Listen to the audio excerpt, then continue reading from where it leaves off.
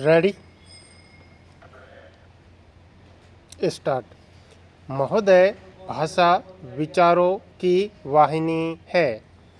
भारत बहुभाषा भाषी एक विशाल राष्ट्र है। तब हमारी बहुत बड़ी आवश्यकता है कि भारतीय भाषाएं और निकट आएं।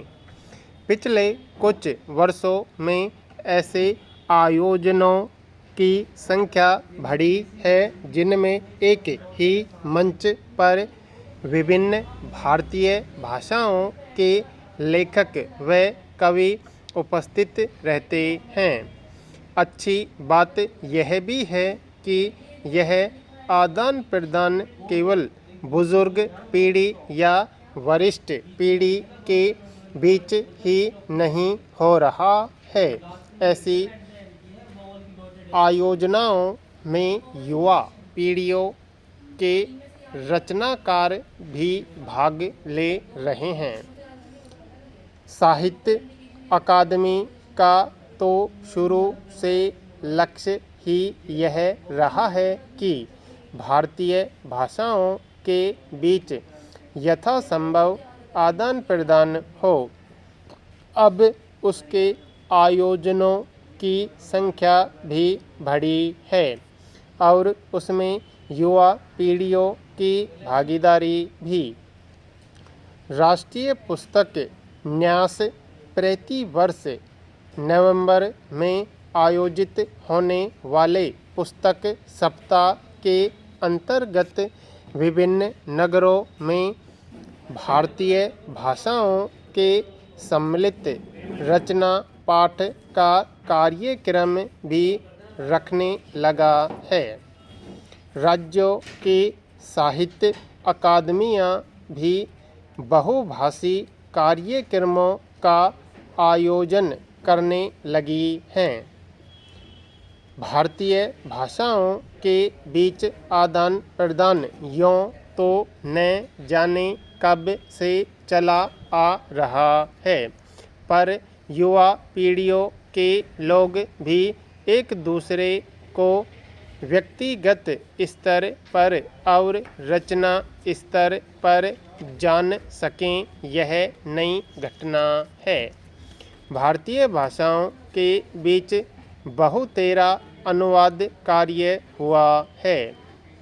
इस अनुवाद कार्य की भी खूबी यही है कि इसमें भी नई पीढ़ियों को शामिल किया गया है। बांग्ला, तमिल, तेलुगु जैसी कुछ भाषाओं को छोड़ दें जिनमें भारतीय भाषाओं से अनुवाद की गति और मात्रा ठीक वही नहीं है जैसी कि संभवतः अन्य भाषाओं की है, तो हम पाएंगे कि अब किसी भी भाषा में लिखने वाला सजग युवा कवि लेखक अपनी भाषा के बाहर के अखिल भारतीय परिदृश्य से कुछ तो परिचित होने ही लगा है। यह भी एक नई स्थिति है कि अपने कामकाज या जीविका के सिलसिले में भारतीय भाषाओं के कई लेखक व साहित्यकार अपने भाषा क्षेत्र से बाहर निकले हैं। अन्य भाषाओं के साहित्यिक परिवेश में ही नहीं, सामाजिक परिवेश से भी परिचित हुए हैं।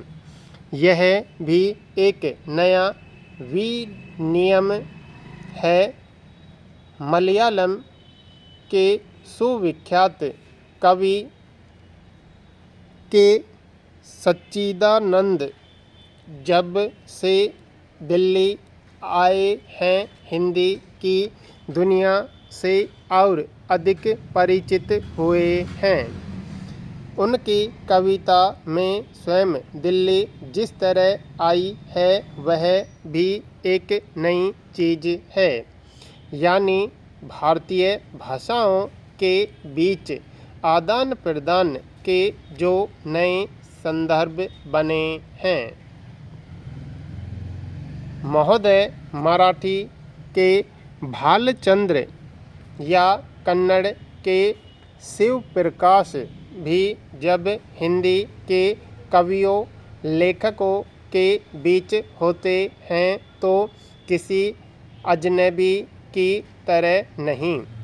ये स्थितियां ऐसे अवसर भी जुटा ही रही हैं जहां वैचारिक या भावात्मक आदान प्रदान से बढ़कर भी संभवतः कुछ चीज़ें किसी मात्रा में संभव हो सकेंगी। एक भाषा के शब्दों का दूसरी भाषा में ले आना या उतरना भी शायद हो, और यह तो होगा कि अन्य भाषाओं की संरचनाएं हमारे परिचयव्रत में और अधिक आएंगी। हिंदी इससे विशेष रूप से लाभान्वित होगी क्योंकि हिंदी में ही अनुवाद कार्य सबसे ज़्यादा हो रहा है। किसी अन्य भाषा से परिचित लेखक कवि उस भाषा से अनुवाद सीधे ही कर रहे हैं। संकेत यही है कि इस सिलसिले में एक नया परिदृश्य बन रहा है और इस परिदृश्य की ओर सजग रहने की ज़रूरत है। भारतीय भाषाओं के बीच की संवाद कड़ी जो केवल अंग्रेजी को मानते आ रहे हैं उन्हें अपने दृष्टिकोण में कुछ तो परिवर्तन करना ही पड़ेगा। यह सही है कि किसी ऐसे आयोजन में जहां विभिन्न भारतीय भाषा के कवि या लेखक उपस्थित हों, अंग्रेजी अनिवार्य रूप से बैठ जाती है, लेकिन टूटी फूटी ही सही एक दूसरे की भाषाएं आजमाने की प्रवृत्ति बढ़ रही है। कई भारतीय भाषाओं के लेखक अब स्वयं हिंदी का प्रयोग बातचीत करने में पहले की तरह हिचकिचाते नहीं हैं। हिंदी का दायित्व कुछ और बढ़ जाता है। हिंदी की रचना संसार विस्तृत हो रहा है।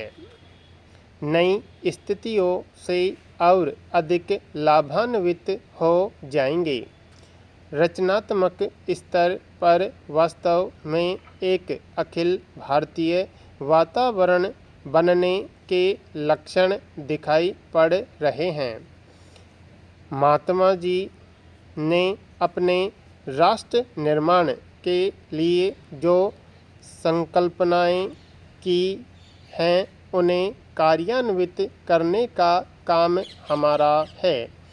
जो अधूरा है उसे पूरा करना चाहिए। गांधी जी ने असहयोग आंदोलन शुरू किया था, उसी के साथ अनेक रचनात्मक कार्य भी जोड़ दिए गए थे।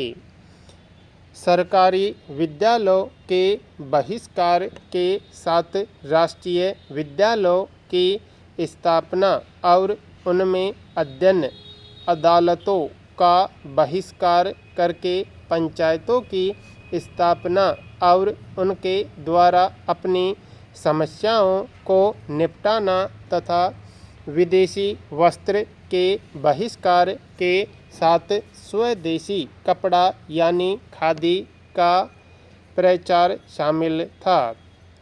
इस दोहरे कार्यक्रम से उन लोगों के कार्यक्रम की व्यवस्था हो गई जो बहिष्कार करने के कारण बेकार होते।